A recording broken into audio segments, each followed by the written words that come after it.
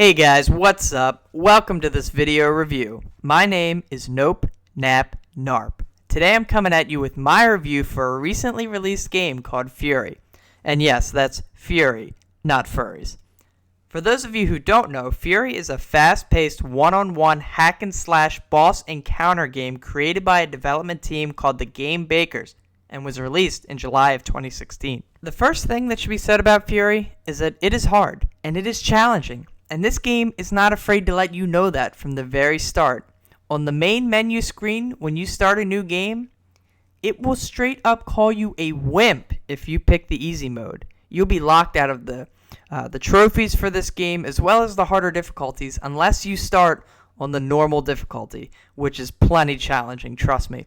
But we're going to get to all that. At the end of the video, I'll give you my score out of 10 and my opinion on whether or not you should try this game. But without further ado, let's jump in, break this game down a little bit, take a look at the presentation, the story, the gameplay mechanics, and see what Furi has to offer to you.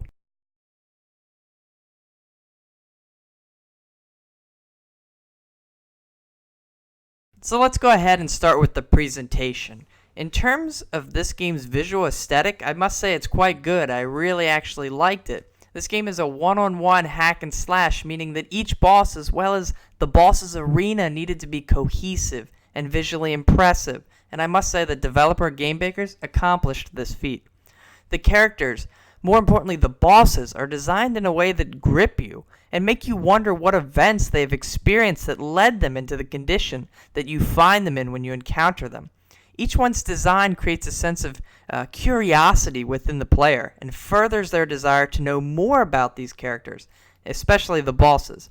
Unfortunately, as we'll talk about in the story section later, we never really get to learn too much about any of these characters and this universe. And as for the arenas, they're kind of well designed too for the most part. I felt like each arena that I found each boss in fit that boss's design and their fighting style, which really helped make this world feel more cohesive, I guess you could say. The game's use of bright colors is also appealing. It makes the bosses and the arenas pop and makes the whole thing avoid feeling flat or monotone. The use of the bright color palette is not overdone and it's not too taxing on the eyes. It all just kind of feels natural, really. The characters, all of them, their designs blend well with this color scheme, and it makes things just pop and look bright. And even though this game isn't gonna, blow you away with jaw-dropping graphics, it does what it needs to and looks well. And I really enjoyed how it's presented here. I can easily say the art style of this game really hooked me in, and it got me genuinely interested in what was going on in this world, especially those boss designs. And I must say that the soundtrack that's offered here is also pretty top-notch too. The only issue with it is that it can be overlooked because of how much precision is required in each boss fight to succeed. You're extremely focused on the boss you're fighting, so you're not taking in the music. But if you take time to, honestly, it's really good what's here. It kind of, again, adds that cohesiveness between the art design and the music. It blends well together. Again, you're going to have to make time to listen to it. You're probably going to get destroyed in a fight, I'm not going to lie. You're going to have to get beat by a boss in order to really appreciate this music and listen to it. But if you do notice it during your fights, it only helps further the experience, which again, overall, the presentation of this game is very well done. I love the art direction, the design of the characters, the soundtrack. It all just came together well and was definitely a highlight of Furi, in my opinion. So let's now talk about the story of Furi a little bit. And let me just say from the very beginning, this game is purposefully very vague, and you're not going to really know what's going on.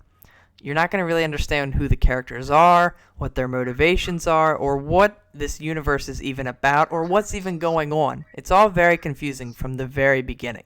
You start off as this completely silent warrior who's trapped in a containment cell, and it actually really reminded me of the beginning of God of War Ascension. If you've ever played that game with Kratos locked up in those shackles, it's very similar here.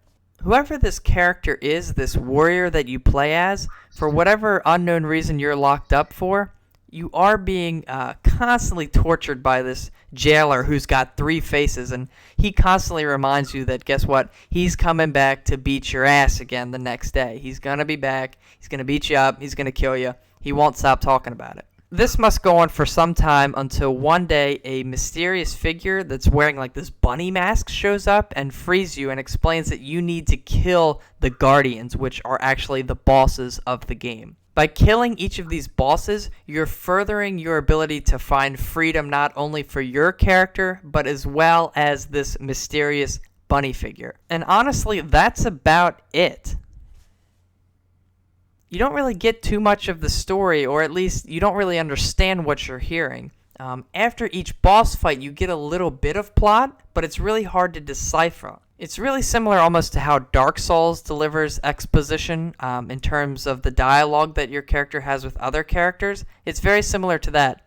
There is plot behind it, but you don't really understand what they're even talking about. However, in this case, unlike Dark Souls, you don't have additional items to help you learn more about this lore. Even though the universe is quite interesting and the characters, like I talked about in the presentation section, the characters really grip you and you want to know more about them, but you never really get the opportunity to learn about any of them in any sort of greater detail. Because you never really get to learn more about these bosses, you never gain a true appreciation of what they are or what they stand for, or what their motivations are. Instead, you just move through them one by one, kind of like dominoes. You don't really know what you're knocking down. You're just knocking it down, and then it's right on to the next one. However, I must say, these dominoes do require a lot of force to knock over. The story is kind of delivered between each boss fight. After you defeat a boss, the mysterious bunny rabbit figure man drops a little dialogue on you, or I probably shouldn't even call it dialogue. I should call it more of monologue, because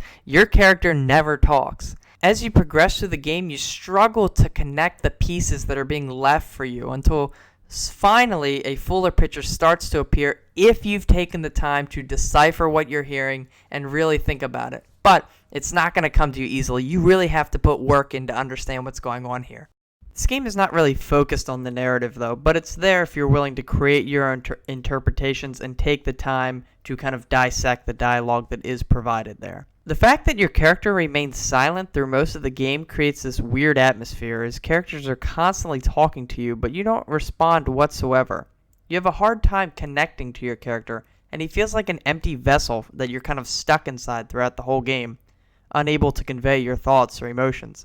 I guess you could argue that the developers wanted the player character to be a mindless slave to this bunny man, but I didn't care for it much. Again, this game isn't focused on the narrative though. It's focused on the gameplay. However, since this narrative exists, I'm gonna critique it, and here I did not find it particularly strong.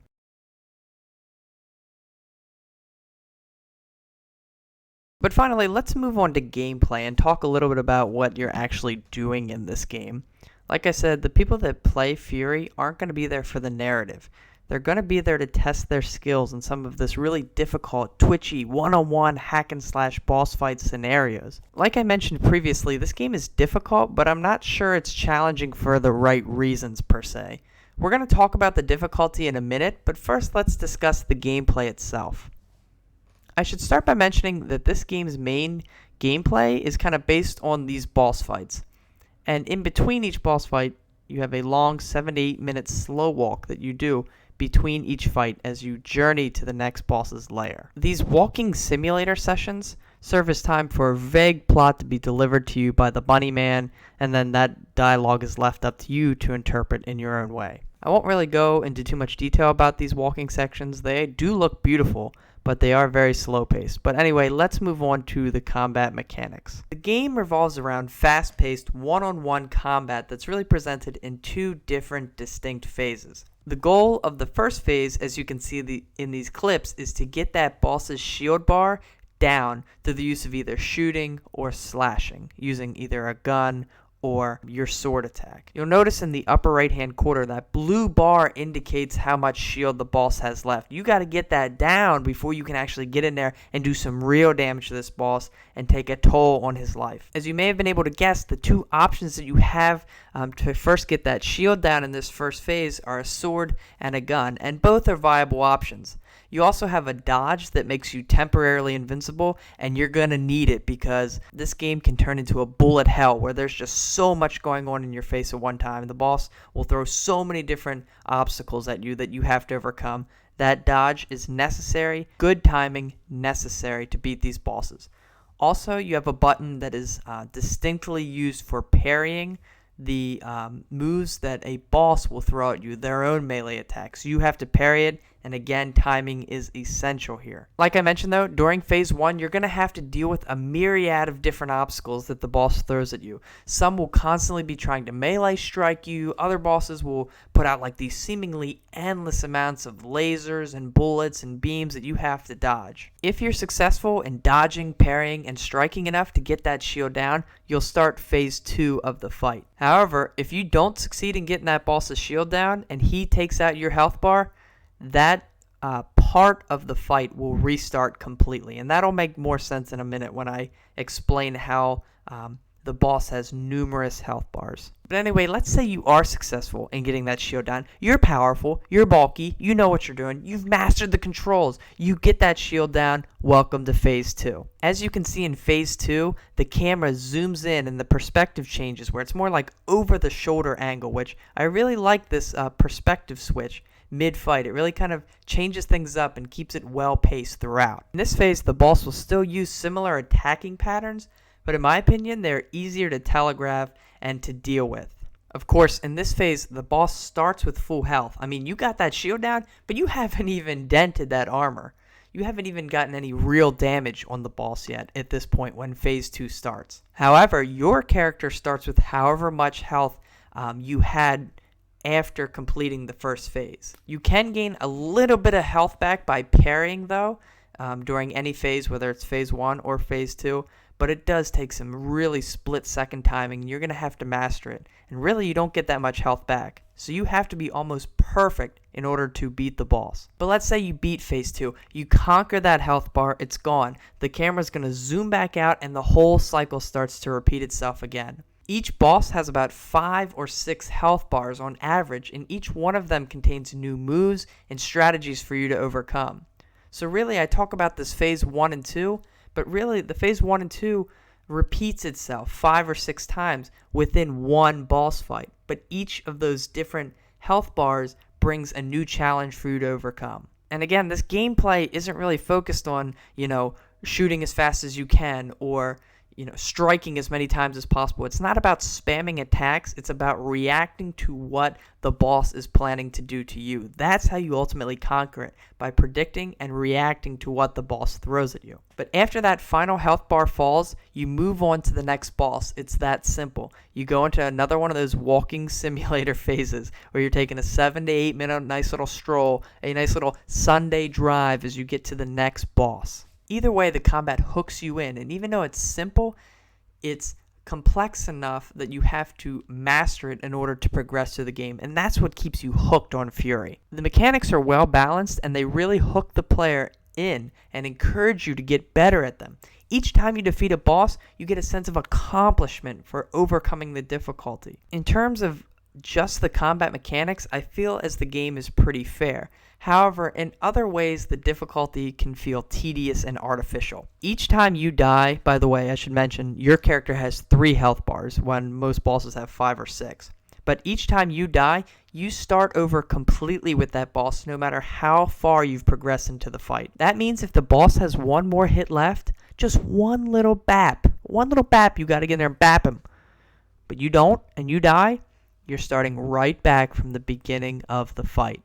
And these fights are long, some lasting up to, 20 to 30 minutes. Sometimes they can really drag on. You can easily master the first few phases of any particular boss, but without knowing what's coming in that next health bar, it can feel artificially difficult when you die.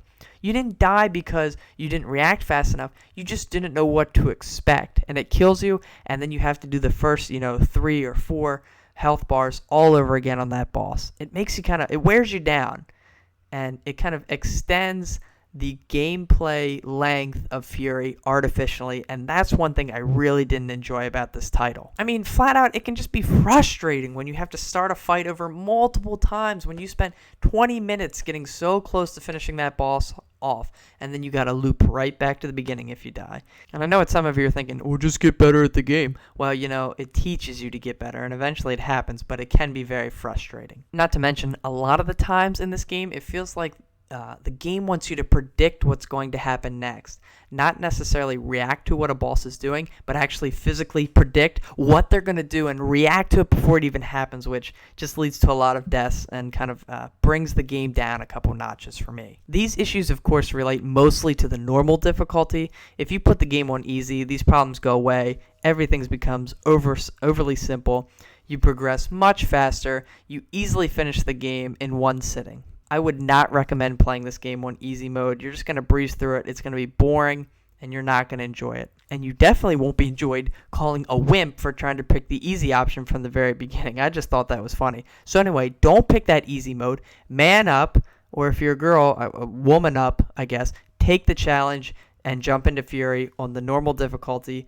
Overcome these obstacles and beat this game. You guys can do it. But now it's time for my final verdict. Let me just say, I played through Furi twice. Once on the normal difficulty and once on the easy difficulty. The game certainly needs to be played on the normal difficulty, as that felt to be about the right amount of challenge, at least for me. The combat is responsive and addicting, but I can't overlook some of the problems such as the artificial difficulty, the lack of connection with these characters, and the insane reaction time this game demands of the player in some of these boss fights. Despite these issues, I kept coming back to Furi to retry a boss fight that I just wasn't able to beat, and eventually I would overcome it and feel so much better. The combat is very fluid, and all of this combines to just be the mark of a good game. If you have patience and want a game that will challenge you, then you should check Furi out for sure. You might just find what you're looking for here. As for my final verdict, I'm going to give Furi a 7 out of 10, which to me is the mark of simply a good game. Furi's universe is interesting, yet not fully explored, but the interesting combat kept me hooked despite its limitations. So there you have it, guys. Final score, 7 out of 10, a good game. So to wrap this up, I hope you enjoyed this review. Thanks so much if you kept watching for this long and listening to me just rambling on and talking nonsense, but hopefully you got something out of it. If you did, show some love and comment, like, and subscribe for more gaming content. Until next time, take it easy and have a good one.